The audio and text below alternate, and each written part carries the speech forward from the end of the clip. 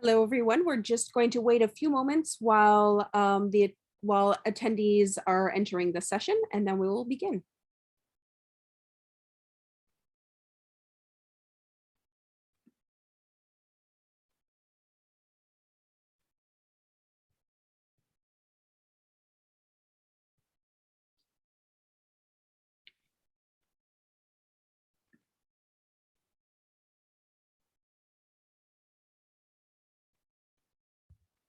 Well, Zoom is a technological miracle. It is not instantaneous.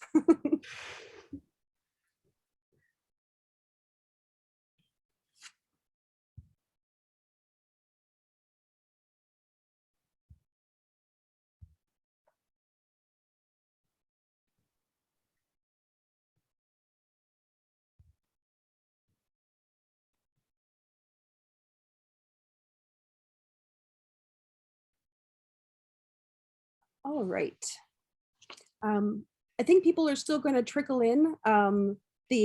I've seen over the last few sessions that people kind of trickle in over the next 5 minutes or so.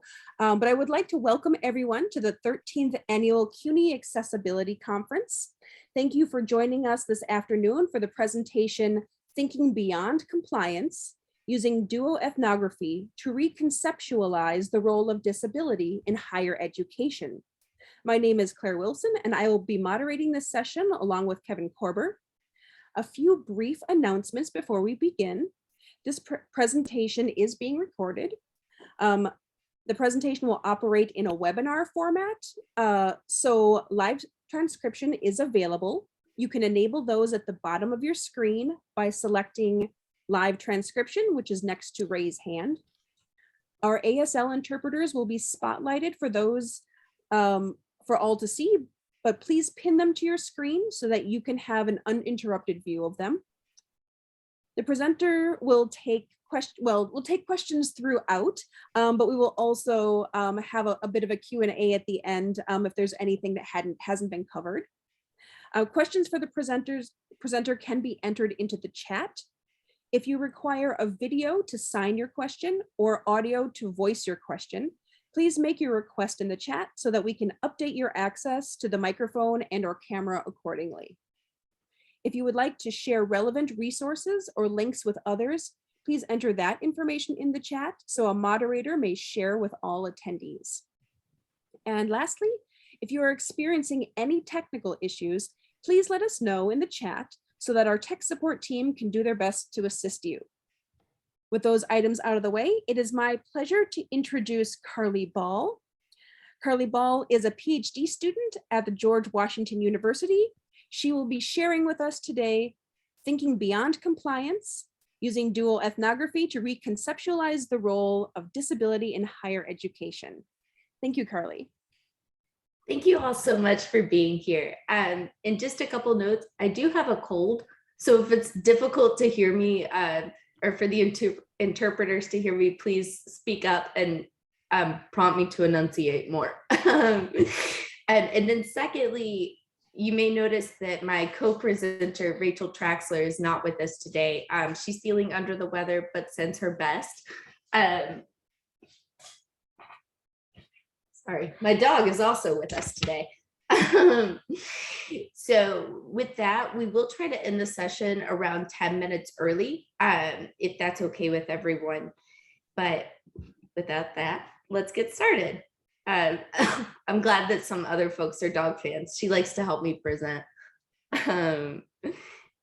Okay, and I'm dropping right now into the chat a tiny URL in case you would like to follow along that way, and pull up the presentation on your smartphone or a tablet. Looks like Claire is right along with me. Okay, so on this next slide, Rachel and I have just depicted who we are. You can see in this image, I am a white woman with blonde curly hair and have a blurred background in the image. And I also have a blurred background behind me while I'm speaking with you all today. And you see Rachel's photo on this image as well. Rachel is a PhD candidate at New York University, and she has brown mid-length hair and is wearing a black shirt in the photo. and has a white background behind her. Just to get started, to talk a little bit about my work, I am a PhD student in education and inequality at George Washington University, with an emphasis on special education and disability studies. I am a white woman with blue eyes and blonde curly hair. My work focuses on higher education policy, disabled student well-being, and transitions to college for students with chronic illnesses. I identify as disabled and as chronically ill, and I prefer identity first language. And I would also like to add, before I get started, that I am coming to you from Charlottesville, Virginia, which is on the land of the Monacan Nation. And I believe that we have a question. It was a mistake. My apologies. Oh, no problem. I was trying to applaud. Oh, thank you. We're doing okay so far. So in terms of the agenda for today, like I said, we will try to end about 10 minutes early, just with Rachel not being here. And it's conference season, so I start another at 3. But in this presentation, we will discuss how the use of a research method, a new research method, duoethnography, can be beneficial for building relationships and understanding the experiences of disabled students in higher education. We will also share how we have personally used this method to explore our own experiences with disability disclosure in graduate school. We're going to start with an activity where we dive right into the doing part of this method. And we'll try this out together, and we have planned to discuss in small groups, but can easily move that to a larger group discussion if folks want to raise hands or utilize the chat feature. And then next, we'll talk about some of the nuances of duoethnography and how we see this method's potential for reimagining what disclosure can look like. We'll talk through the findings of our study, and we'll engage in a collaborative dialogue with you all about the duoethnographies that you start during our session today. And then finally, we'll review the implications for practice and how application of this method can help blur the boundaries between research and practice. So just gonna pause there. Any questions so far? Okay, great. Awesome. Okay, so for this first exercise, you'll see on the screen, there's an image of a light bulb against a white background outlined in a green border. And for this first activity, we're going to ask that you reflect on a positive experience you've had with a student. This experience can occur in a context of your choosing, for example, as a teacher, working as a student affairs professional, and it could be in higher ed or K-12 context.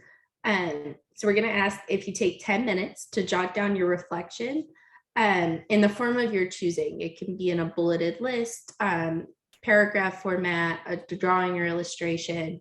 And then we're going to come back together and share some of those responses. So just something else to note, that we will take some time to share those. And as you do that, we ask that you reflect on 2 things.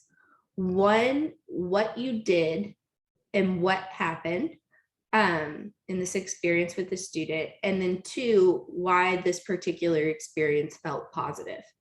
And again, just as a reminder that you will be sharing these experiences, or invited to share these experiences as part of the next activity.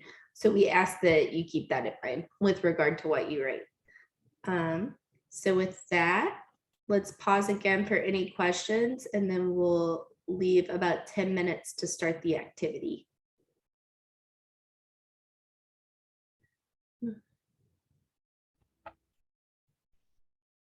Yes, we're getting some issues with the tiny URL that you posted. Okay. Apparently the link does not work. Oh no. Let's do.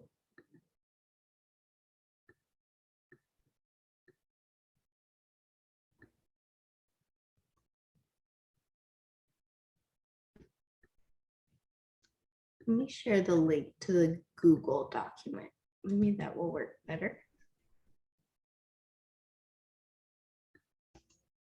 Are folks able to access it that way?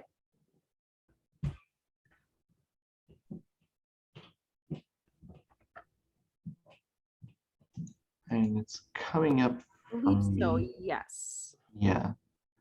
Okay, great. Good. Awesome. And then, yeah, just for reference, we're on slide 4 right now.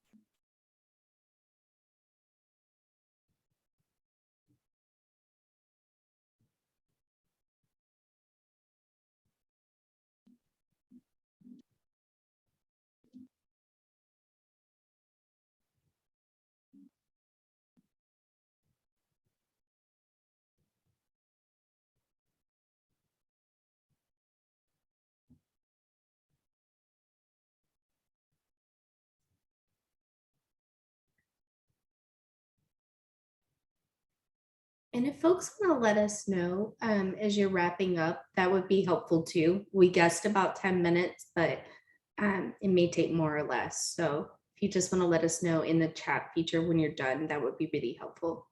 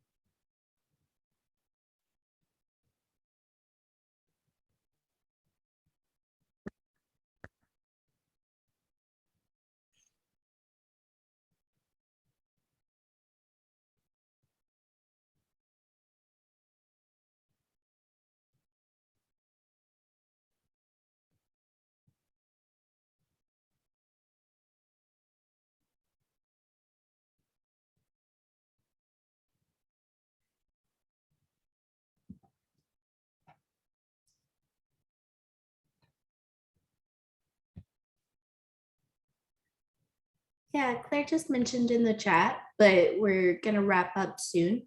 So please let us know if you need more time. We'll give folks a few more seconds.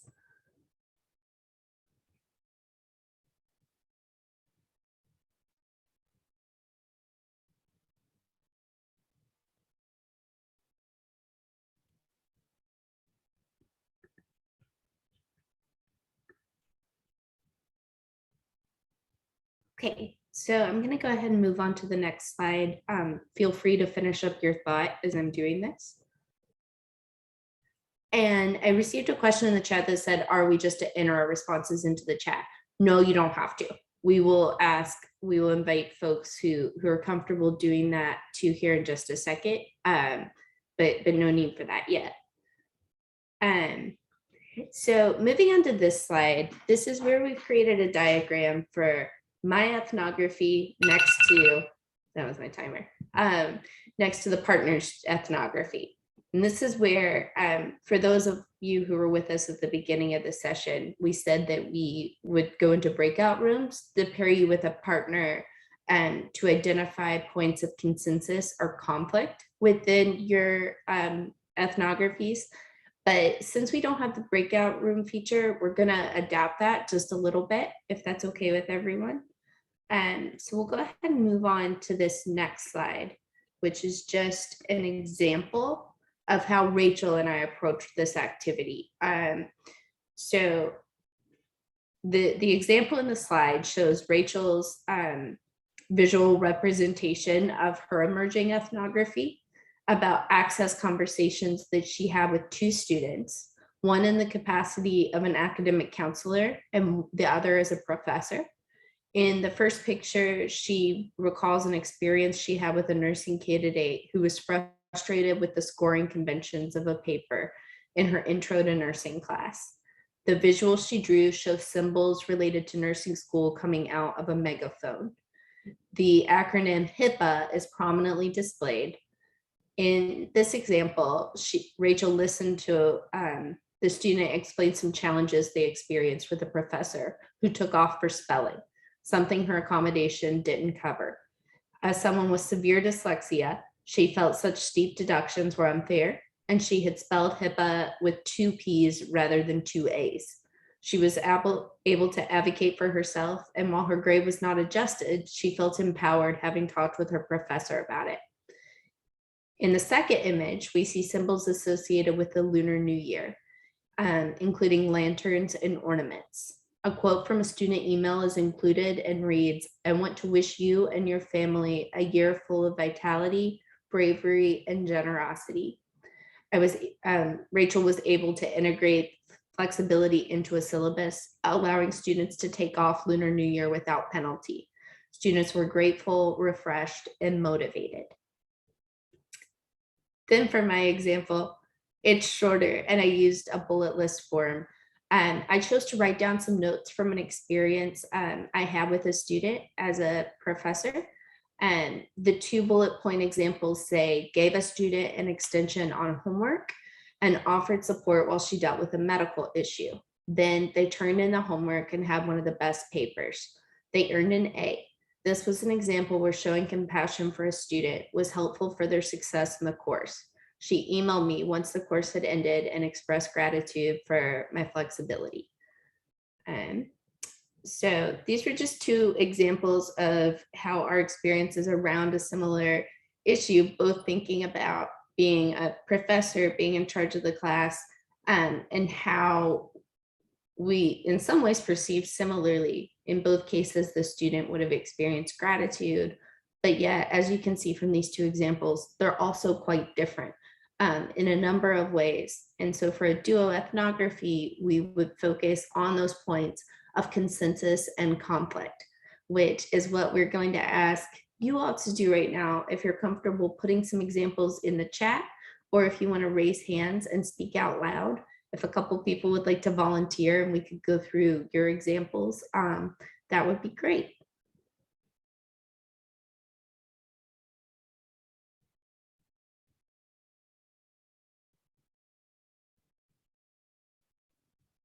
If anyone would prefer to speak, you can just raise your hand and we can enable your microphone.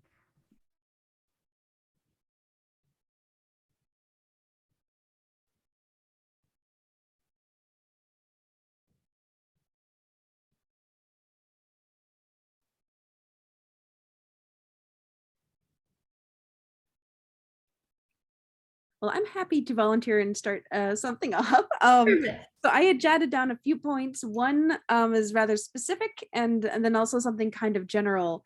For specific occasion, I had sent out kind of a standard accommodation email to a professor that included transcription and recording for a student. And that was, it's as successful as it normally would be. But then in future semesters, each time I emailed that professor about a different student, they said, oh, well, I already automatically do that now because of your first email. And I thought that was a really big success. So I like to respond with like a thank you for incorporating accessible elements in your course. Every time, just trying to reinforce that. So that was kind of a specific win that is ongoing. But then also just sort of the success of when a student, I work with grad students, and they have major doctoral exams or qualifying exams. And there are times where a student may not know accommodations are available or may not have asked for them, and they do not pass the exam on the first try. And then we become part of an appeals process to retake it with accommodations. And more often than not, they pass fine with accommodations. So that feels like, just reinforcing that accommodations are important and necessary. Those are both great examples. Thank you so much for sharing, Claire. If anybody else has an example, I kind of saw two threads there. One related if you wrote or did an example with a professor or someone not needing to be reminded after you performed an intervention of some sort, or perhaps more broadly, to give folks more room for overlap, if you helped someone go through a standard accommodations process and had some success with that. If anyone would like to share an experience related to that, that would be cool. But if not, that's okay too. Once again, if you would like to share these experiences, you can either type them in the chat, or if you would prefer to verbalize them, you can raise your hand and we'll enable your audio.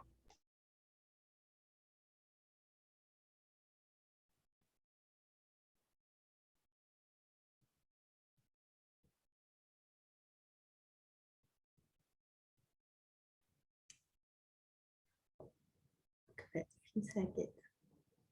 Well, if not, or yes. Thank you so much. I'm riding on Claire's coattails. One of the things that I was really excited about is that our students talk about why they come to college.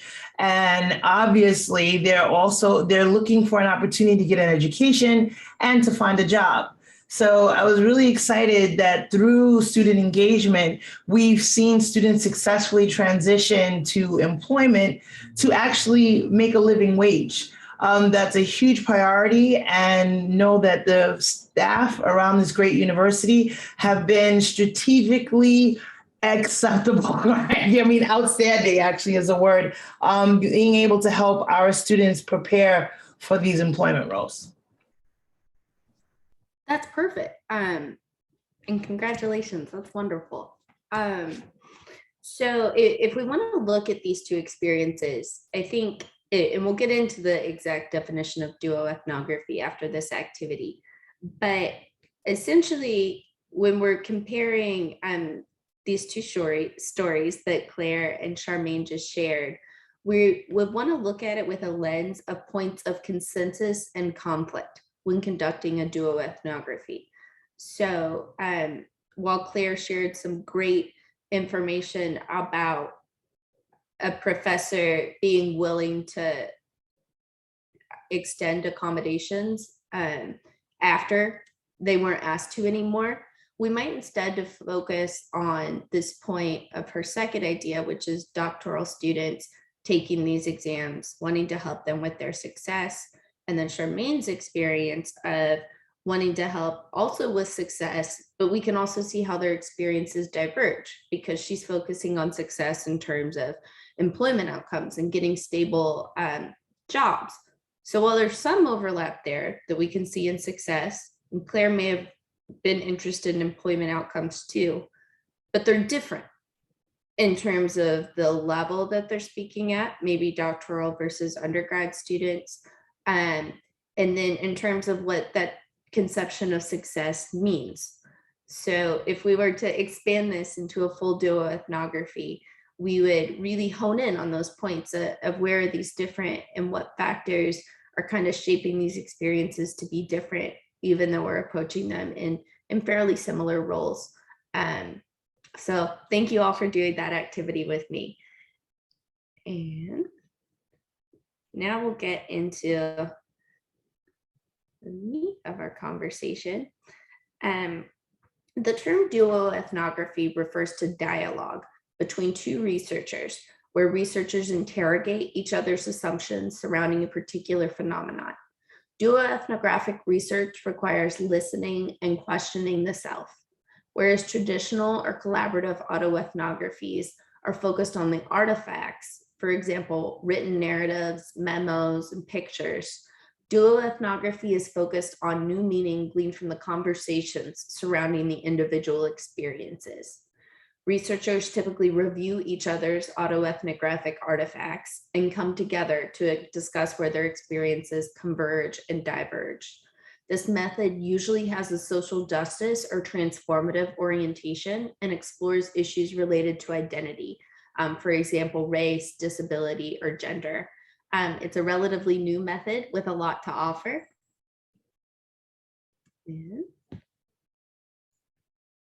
So again, because we didn't do the partner exercise, this will vary a little bit.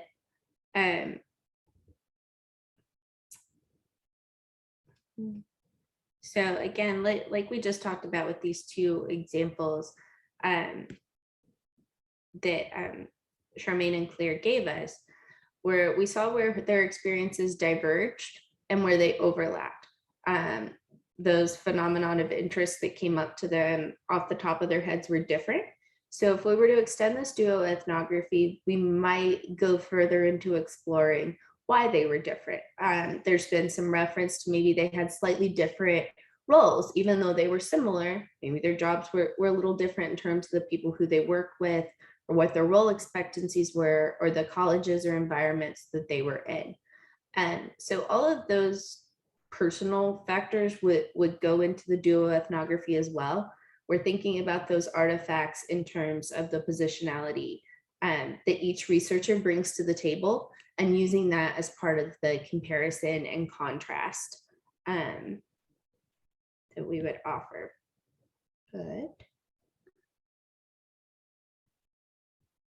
So for our application, which we'll get into now on our own duoethnography, our goal with our duoethnography was to examine experiences of disclosing disability in graduate school. First, we each compiled artifacts regarding our experiences with disability disclosure. For example, old emails, statements of purpose, which are used for graduate school admissions. We then agreed on 3 initial prompts to guide our discussion, which we refined through iteration during the process. We wrote individual memos using the guided prompts, commented on each other's memos, and chose discussion points based on where our experiences overlapped or diverged. Finally, we met on Zoom and recorded each of our discussions, which was really fun. So, and then moving to our findings, we grouped our findings around these 4 categories that you see on the screen. We identified 4 key preliminary findings from the study, and we'll share the so what for each of those. In terms of connection between disability identity and disclosure, we learned that identification with disability identity, length of diagnosed disability, both played a large role in whether we felt comfortable disclosing our disabilities. We also saw that our diagnoses played a role in how we each came to our disability identity. In my case, I have identified as chronically ill since the age of 9, whereas Rachel is comfortable sharing that she has identified with disability for a much shorter period of time. And it wasn't until graduate school that that became a salient part of her identity.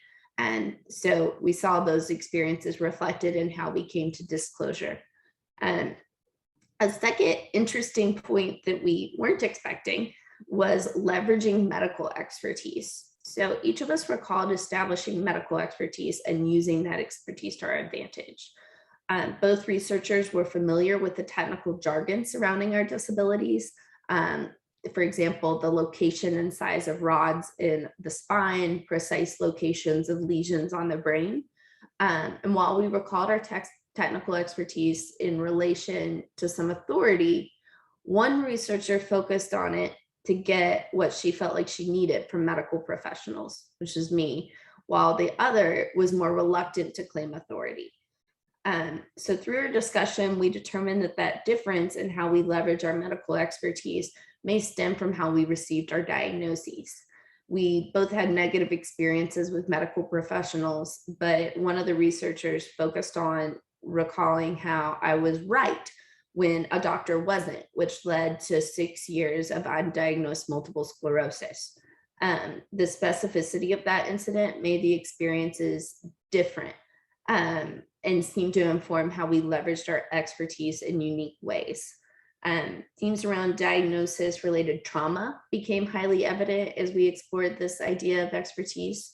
And is becoming, I think, one of the most important findings that we'll have from the overall study. And then in terms of the third theme, we have ideas for improving support. One interesting theme that arose here was thinking about our interactions with other people who had disabilities similar to ours. While we initially thought about the common identity groups as a straightforward form of support, through dialogue, we learned that we both harbor a lot of tension with other people who share our disabilities at certain points. Feeling special was a similar theme in both of our narratives, and we both expressed feeling competitive or resentful towards specific individuals we saw with our disabilities. Our relationship as friend leagues, we like to call it, with each other, seems to work because we're at different stages of our doctoral program and identity development with disability, which carries implications for how identity affirming supports may center more on mentorship and recognition that participants may have initial difficulty identifying with others in their positions. And so that leads into the fourth theme that I mentioned, which is that mentoring relationship component, thinking about our own positionality. Rachel and I are both graduate students, but she's much further along in her program than me. And we saw a mentoring relationship come up in how we spoke with each other, how we framed our disability experiences. But then on the other side, while she's further along as a doctoral student, at different points in the conversations, we noted that she would look to me for mentorship in terms of disability identity, because again, I've claimed that identity for longer. So mentoring worked in a couple of interesting ways there, and bled through different experiences. So those are, actually, before we move on, does anyone have any questions about our study? Okay, that's a really good question. Did you find that competitiveness was a part of trauma response? I think so, yeah. And competitiveness has come at different points of our disability identity development. But for both of us, chronic illness and disability were acquired. And both of those experiences of being diagnosed were pretty traumatic for both of us in different ways. But there was something very, when you don't yet have a disability identity, we saw that the individual onus was more focused on how can I overcome this overcoming narrative of I'm going to be the least disabled seeming person in the room, or I'm going to be the best. and I'm going to be, for example, I shared that I have multiple sclerosis, like I'm going to be better and on time for more stuff than other people with MS. And I think that we noted that that has tended to fade with age and with the length of our diagnosis. But yeah, one of civil rights movements. Yeah. But it is something to consider. For us, we're thinking about identity support groups, identity affirming groups for college students with chronic illnesses or disabilities, and needing to be mindful that it may not be so straightforward, that the people may not initially want to bond with others with their similar disability diagnoses. And then I'll just read it out loud. Charmaine shared in the chat, one of several civil rights movements agreed with a thumbs up. Does anyone else have any questions at this point? Okay, great. You can see on the slide that we have here, the implications for duoethnography. And on this slide, we have a blurred connecting line between boxes that say methods and practice. So duoethnography is a research practice, but it relies less on positivistic proof and encourages and invalidates the experiences, emotions, and collaboration of participants. When we talk about the gap between research and practice, practitioners are typically charged with implementing a research-motivated something.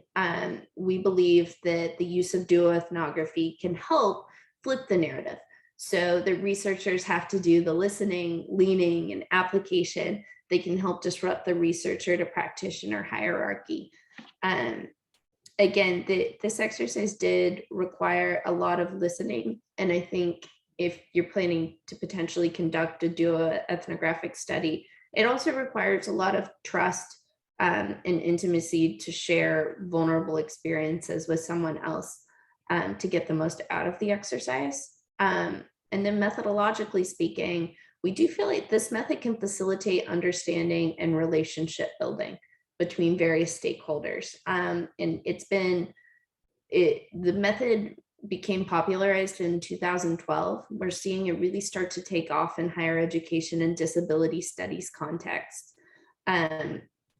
Through our work, we came to know ourselves more deeply through our discussions and recollections of experience, by seeing each other, and I'm gonna wait for the new interpreter to come up. Okay, great.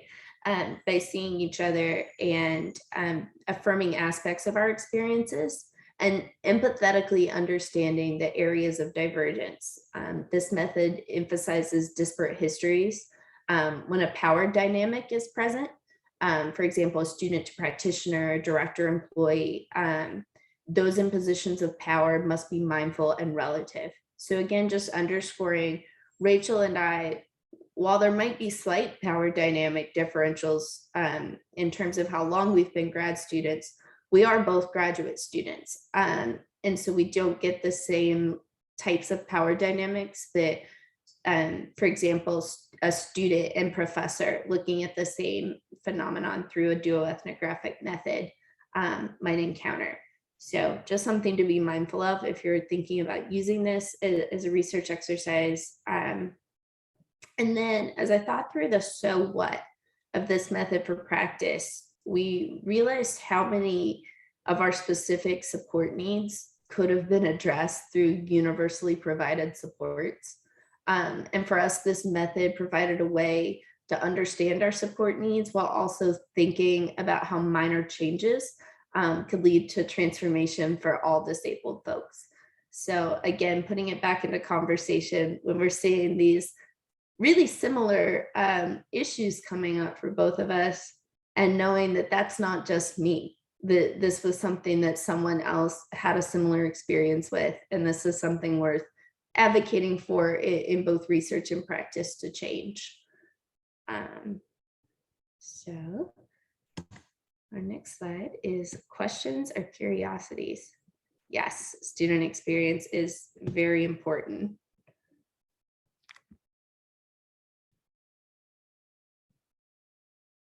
So, and on the screen, we have a question mark with the words questions or curiosities in on the screen. But we would welcome any questions through the chat, or if folks would like to raise their hand, whichever way feels comfortable for you. We've had one question or kind of asking for different scope. Given our audience, I wonder about how the identity of a disability services provider would impact the student experience. Power dynamics can play a role, as can the authenticity of mentorship. I think that that's a good point. And I don't know if I have so much of an answer as I do just thoughts about it. But I'm thinking about the disability services provider coming in with the acknowledgement that you hold a lot of power in terms of what the student is going to be able to access. And then students are also kind of being forced to tell you what their disability is if they're coming to you. And I think it's worth considering that this may be an uncomfortable situation for the student. It may be a situation where they feel like they have to tell you certain things because they see you as a representative of this office or this type of role. And I think one way to potentially mitigate that is to work with students in this kind of exercise that you've worked with for a long time and have an existing relationship with. I think that it would be really difficult to have a duoethnographic conversation where there's a big power differential, especially with someone that you didn't know very well and with someone who didn't trust you. Trust is super important to being able to get good information out of folks, I think, for these identity related sort of issues.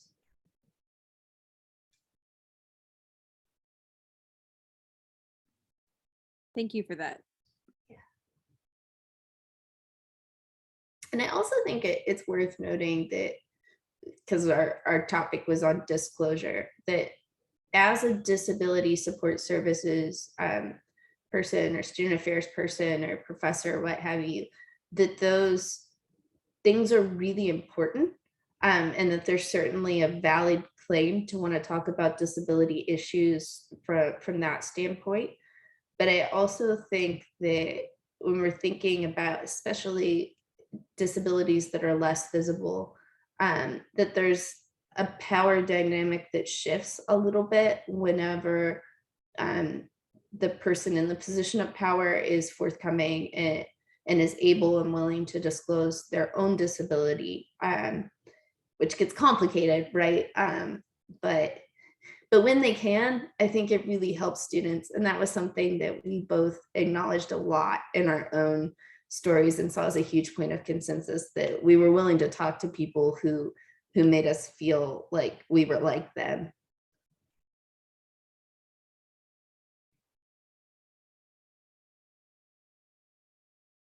Any other questions?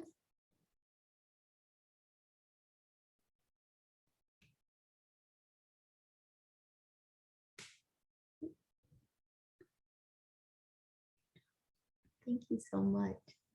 Yeah, and then just on this last slide, we have our contact information. Again, Rachel couldn't be here today, but would love to connect with you, and I would too, if you're thinking about using this method, or if you just want to talk about disclosure more generally, we would be happy to speak with you.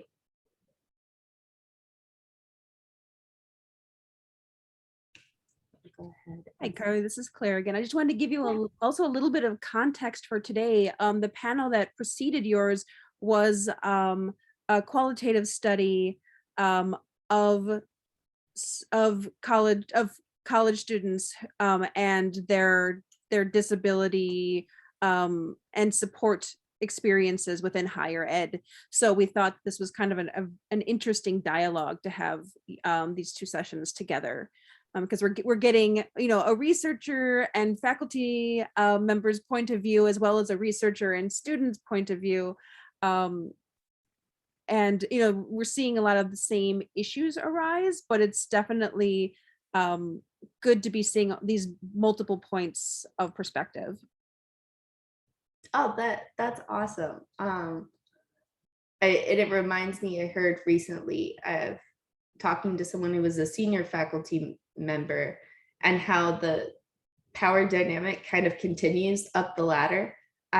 She was saying how even once you're a faculty member, the department chair has more power, and that these open conversations around disclosure, or starting to think about disclosure more intentionally, don't just stop at the student to professor level, but keep going up a bunch of different power dynamics. So that's really cool.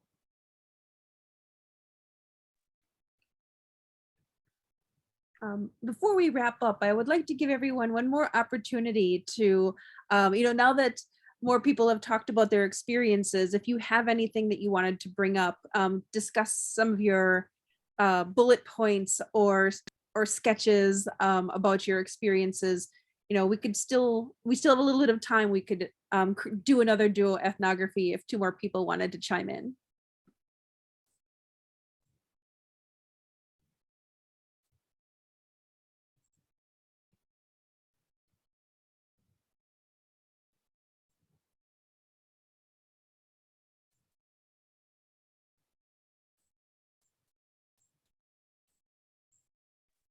While people are mustering up some courage, Carly, I thought I'd ask, since you both, it sounds like you both also teach. So you have this multiple perspective, with teaching students as well as being ones. And I was wondering, did you find any, when you were discussing as students and faculty, or like where did you kind of find that there were similar experiences or divergences with as a faculty experience versus a student experience? I think for sure. So one thing that we had talked about, the faculty level, for me, one issue that comes up a lot is testing.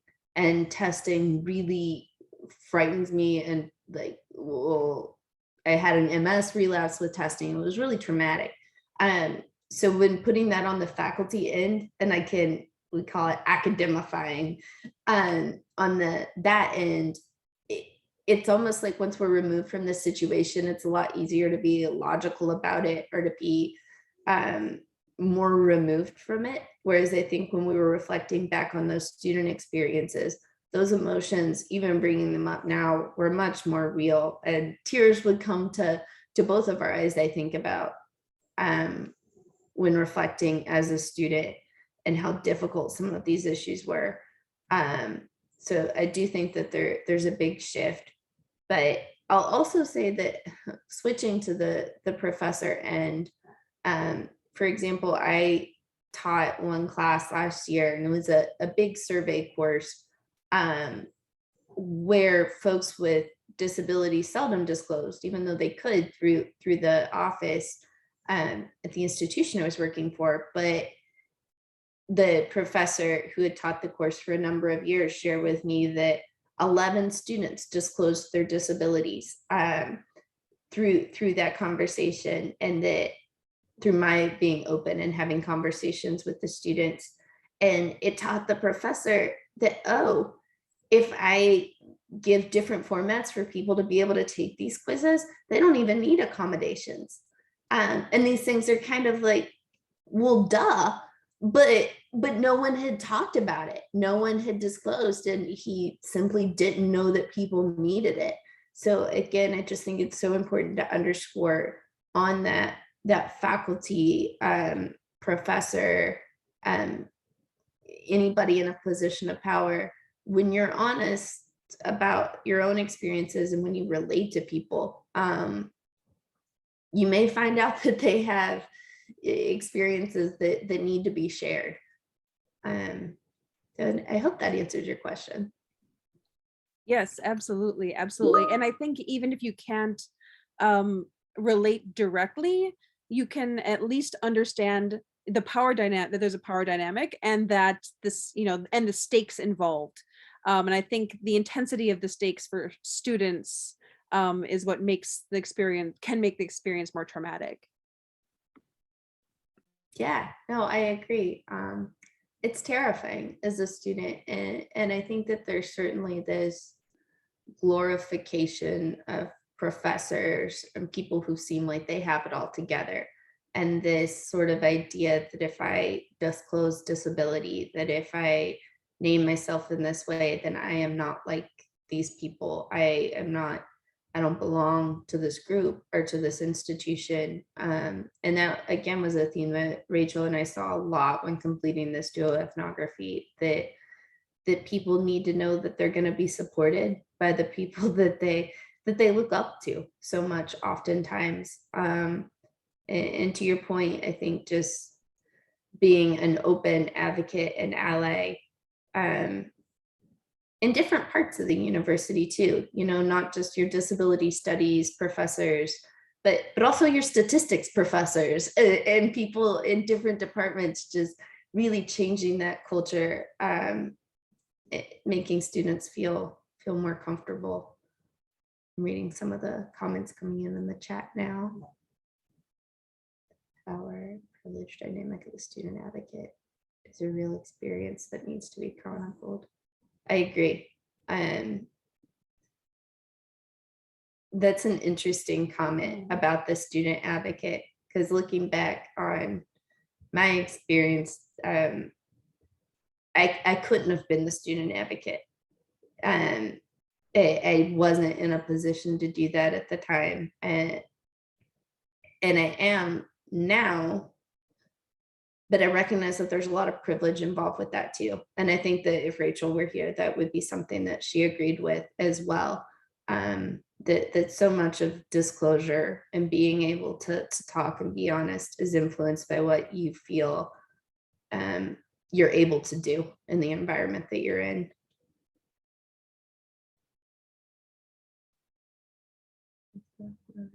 Thank you. Any other questions?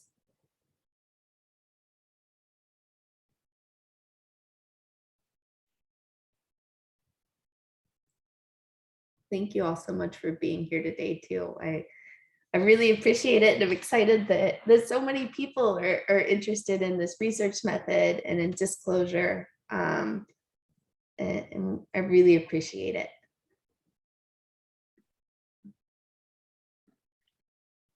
Thank you.